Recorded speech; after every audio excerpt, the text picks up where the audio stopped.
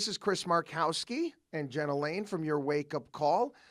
Today we had a really interesting conversation in regards to the 70th anniversary of the liberation of Auschwitz. And it's important, myself being a history buff, I know Jenna is getting into it as well. I think maybe I'm starting to rub off on her a little bit, hopefully in a good way. I've always loved history, especially this time period. You know, the Holocaust, just the fact that, it's almost incomprehensible that humanity would allow something like this to happen.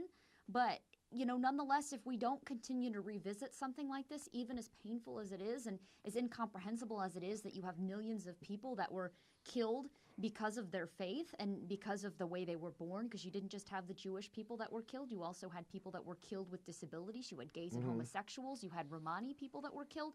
It's important that we revisit this because otherwise, who's to say that something this horrific couldn't happen again? And a lot of people would even argue that it is happening again. That it is happening again. With the modern day Nazis and ISIS. Yeah, I mean, we talked about the German journalists embedded with ISIS saying that they have a grand desire on killing hundreds of millions of people that do not believe or think that the way they do. History is important. You need to use it as a guide. It's an instruction manual. I kind of try to explain it to my kids in a way. I said, here, give them a remote control car or something that they have to put together and take away the instruction manual and say, hey, see if you can do it without it.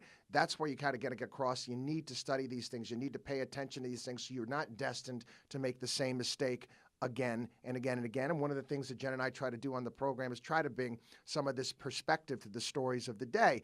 Unfortunately, in my belief, I don't think that that's done often enough with modern day journalism. They kind of focus on the headline rather than offering perspective. And if you have an understanding of history, well, you'll then have that perspective. Thank you so much for tuning in. We'll see you next time.